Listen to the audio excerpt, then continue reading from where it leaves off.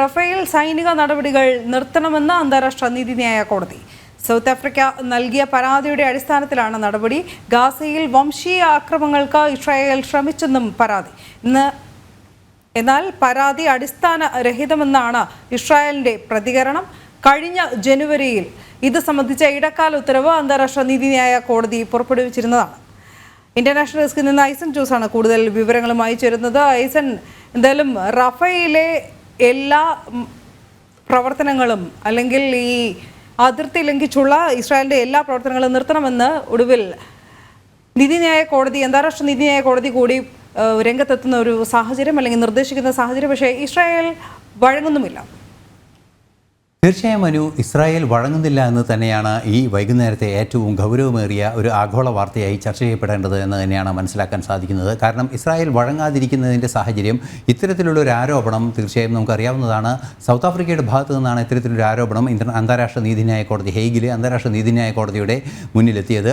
ജിനോസൈഡിൻ്റെ, അതായത് വംശഹത്യയുടെ നീക്കങ്ങളാണ് നടത്തിയത് ഈ ഇസ്രായേൽ എന്ന ഒരു സൂചനയാണ് ഈ പരാതിയിൽ കൃത്യമായി ഉന്നയിച്ചത്. സ്വാഭാവികമായി ആ പരാതി പരിഗണിക്കപ്പെടുക തന്നെ ചെയ്തു. നമുക്കറിയാവുന്നതാണ് റഫ ക്രോസിംഗ്, അതായത് ഗാസയിൽ നിന്നും ഈജിപ്തിലേക്ക് കടക്കുന്ന ആ അതിർത്തിയിൽ ശക്തമായ ഒരു പ്രതിരോധം ഇസ്രായേൽ തീർക്കുകയും ചെയ്തിരുന്നു. അത്തരത്തിൽ പ്രതിരോധം തീർത്തതിൻ്റെ ഒരു പശ്ചാത്തലത്തിലാണ് ഈ പാലസ്തീൻ, അതായത് ഗാസയിലുള്ള സാധാരണക്കാരുടെ ആവശ്യങ്ങൾ, അതായത് എണ്ണ ഉൾപ്പെടെയുള്ള ഭക്ഷ്യ ഉൽപ്പന്നങ്ങളും എണ്ണയും ഉൾപ്പെടെയുള്ള സംവിധാനങ്ങൾ അവിടേക്ക് എത്തുന്നതിന് ഒരു തടസ്സമുണ്ടാവുകയും സ്വാഭാവികമായും അവിടെ മരണനിരക്ക് ഉയരുകയും അതുപോലെ തന്നെ മെഡിക്കൽ എക്യുപ്മെൻറ്റ്സ് എല്ലാം തന്നെ ലഭ്യമാക്കുന്ന, അടിസ്ഥാന സൗകര്യങ്ങൾ ലഭ്യമാക്കുന്ന എല്ലാ സംവിധാനങ്ങളും ബ്ലോക്ക് ചെയ്തതിനെതിരെയാണ് ശക്തമായൊരു നിലപാട് സ്വീകരിച്ചത്. ഈ ജനുവരിയിൽ ഇത് സംബന്ധിച്ച ചില ഇടക്കാല നിർദ്ദേശങ്ങളെല്ലാം തന്നെ അന്താരാഷ്ട്ര നീതിന്യായ കോടതിയുടെ ഭാഗത്തു നിന്ന് ഉണ്ടാവുകയും ചെയ്തിരുന്നു.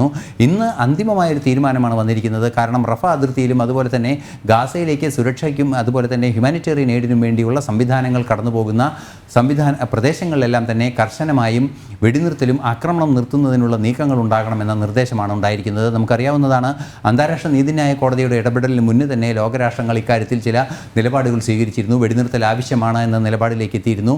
UN പൊതുസഭയും സെക്യൂരിറ്റി കൗൺസിലും ഇക്കാര്യത്തിൽ ഒരു പൊതു തീരുമാനത്തിലെത്തുന്ന സാഹചര്യം ഉണ്ടായിരുന്നു. ഈ സമയങ്ങളിലെല്ലാം അമേരിക്ക ഇസ്രായേലിന് പിന്തുണയായി എത്തിയിരുന്നു എങ്കിൽ കൂടി ഈ ആക്രമണത്തെ അംഗീകരിക്കില്ല എന്ന നിലപാട് തന്നെയാണ് അമേരിക്ക സ്വീകരിച്ചത് ഇസ്രായേലിനോട്. അതുപോലെ തന്നെ ഇറാനുമായി പ്രത്യാക്രമണം ഉണ്ടാകരുത് എന്ന ഒരു പ്രത്യേക സാഹചര്യത്തിൽ അമേരിക്ക നിർദ്ദേശിക്കുകയും ചെയ്തു. ഇതിൽ നിന്നെല്ലാം തന്നെ വായിച്ചെടുക്കാവുന്ന ഒരു വസ്തുത, അന്താരാഷ്ട്ര നീതിന്യായ കോടതിയുടെയും ആഗോള സംവിധാനങ്ങളുടെയും ലോകരാഷ്ട്രങ്ങളുടെയും അതുപോലെ തന്നെ യുണൈറ്റഡ് നേഷൻ ഉൾപ്പെടെയുള്ള പൊതുസഭ ഉൾപ്പെടെയുള്ള സംവിധാനങ്ങളുടെയും തീർച്ചയായും സെക്യൂരിറ്റി കൗൺസിലിൻ്റെയും ഇടപെടൽ കാര്യക്ഷമമായി ഈ വിഷയത്തിൽ ഉണ്ടാകുന്നു എന്ന് തന്നെയാണ്. അങ്ങനെ വരികയാണെങ്കിൽ ഈ മേഖലയിലെ സമാധാനം പുനഃസ്ഥാപിക്കുന്നതിനുള്ള നീക്കങ്ങൾ സാധ്യമാകുമെന്ന് തന്നെയാണ് മനസ്സിലാക്കാൻ സാധിക്കുന്നത്. മാത്രമല്ല 28-ന് 3 രാജ്യങ്ങൾ കൂടി പാലസ്തീനെ അംഗീകരിക്കാനുള്ളൊരു നീക്കം കൂടി നടത്തുന്നു. സ്വാഭാവികമായും 140-ലേറെ രാജ്യങ്ങൾ പാലസ്തീനെ അംഗീകരിക്കുക കൂടി ചെയ്യുന്ന ഒരു സാഹചര്യം ഉണ്ടാവുകയാണെങ്കിൽ ആ പ്രദേശത്തെ ഒരു ശാശ്വത സമാധാനത്തിലേക്ക് കാര്യങ്ങൾ കൊണ്ടെത്തിക്കാൻ സാധിക്കുമെന്ന പ്രതീക്ഷയും ഈ വിധിയോടെ പുറത്തു വരുന്നുണ്ട്. ഐസൻ ജോസാണ് വിശദാംശങ്ങൾ നൽകിയത്.